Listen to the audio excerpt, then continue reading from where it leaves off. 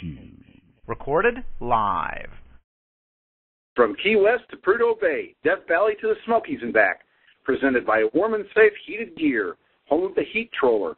Coming to you live from the 10th floor over the Fisherman's Paradise Civic Center on the east bank of Lake Apopka. It's Side Stand Up, the world's most listened to and only motorcycle radio roadshow in the world. Now, with Tom Lowdermilk and friends, here's Tom. I think. Tom? I've been here the whole time shooting the breeze. I know I'm unmuted. I took a couple seconds. I know I'm unmuted, and here I am. Sorry about that, Grizz. Hey, how are you tonight, buddy? Now we got something very special. We're hooked up with a new sponsor this week. Very, very proud to have them on. It's MotoCaribe Motorcycle Tours in the Dominican Republic. What a great place to go, and especially when you get the cabin fever. And I'd like to welcome the man behind it, Robert Cooper. Mr. Cooper, how are you tonight, buddy? I'm excellent. How are you? We're doing just fine. We are doing just fine. We're very excited about having you aboard, and thank you very much for coming. Let's first of all, let's go back. You guys have been on before. Your partner was on before. Let's talk about a little bit about the history of MotoCaribe motorcycle tours. Well, it started. We're about to enter our fourth season now, and it's pretty amazing. In 4 years, we've developed somewhat of a cult following because what we offer is very unique. But let me say this first of all. I want to apply for Kevin's job as his personal assistant because I want to hang around and go to all the races with him. Yeah, I'm telling you. What he's a fun guy. I've hung around with Kevin. He's a good guy to hang around with. So I've often said the same thing. In my next life, I want to come back as Kevin Elliott. I want to trade a week of my life for a week of Kevin's life. That'd be fantastic. Yeah, it is. But we started. It's interesting. I've been coming down to the Dominican Republic since the mid-'80s, and obviously the world has changed a lot since then. And ever since I started to come down many years ago, I was always amazed how beautiful the roads are, and of course the country itself is just spectacular. The beauty is unparalleled for a tropical island. And it was just kind of a coincidence that I'd had a business that I'd sold, and a good friend of mine had a business that he had sold, and he's a rider, and I'm a rider, and we were kind of looking for something to do collectively. I had started to travel back down here to the Dominican Republic fairly frequently, many weeks a year, and it just kind of occurred to me that here is a country in the Dominican Republic, there's about 2.5 million registered vehicles. Of that, about 1.5 million are motorcycles. Now think about that. Wow. Yeah. Wow. I mean, this is a motorcycle culture. Everybody here either owns a motorcycle, their brother owns a motorcycle, their brother, their dad, their mom.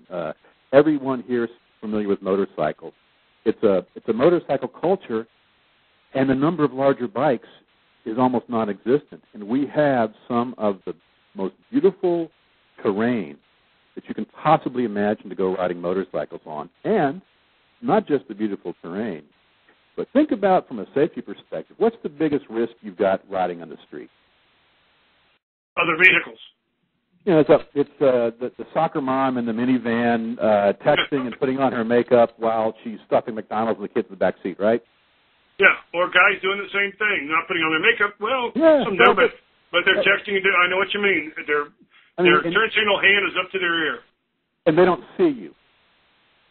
Well, the beautiful thing about riding motorcycles here is everybody sees you. You're not invisible, especially with the bigger motorcycle that actually has your lights on. So you're visible. It kind of changes the riding dynamics significantly.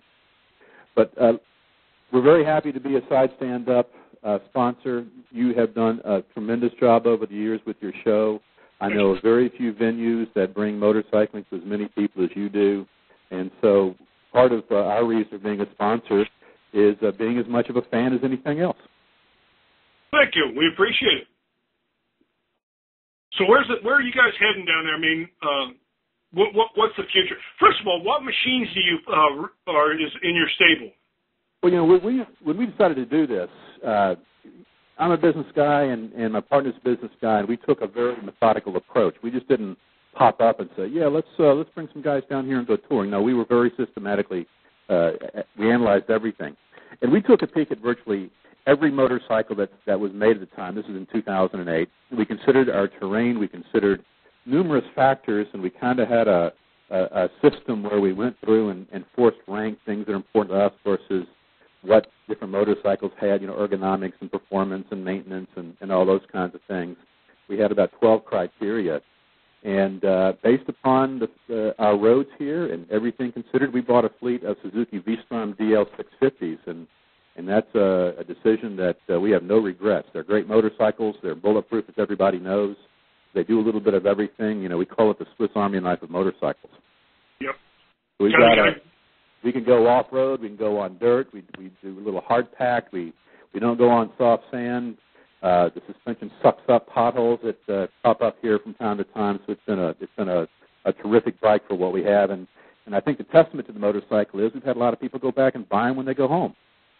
Yes. You spend a week with one and realize what a nice machine it is. It's not the prettiest, it's not the fanciest, but it does everything very, very well. Everything very well. It's a very reliable bike. I was going to use the same term. They are bulletproof. They have a lot of credibility on the road, maintenance-wise, breakdown-wise. They're a very strong motorcycle. They do a very good job. Yeah, they not the fanciest, not the most expensive, but very pleased with our fleet, and our guests have thoroughly enjoyed them. And it's interesting to have people come down here that have had much more expensive and fancy motorcycles back home, thinking, well, those V-Stroms, they're just kind of, one of those motorcycles that leave with a profound respect for what those bikes will do.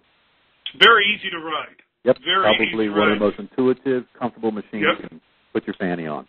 Very forgiving. So if you ride a big machine, if you ride a big Harley, a BMW, any of the big the Concourse, FTR, you get on it. It's a very nimble machine, a very easy machine, a very forgiving machine to ride.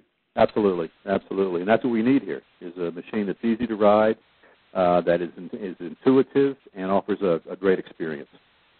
Well, I tell you, Robert, I've been down to the DR twice, and the only problem I can see having a tour company there is not stopping every 100 yards. It's amazing. It's a gore.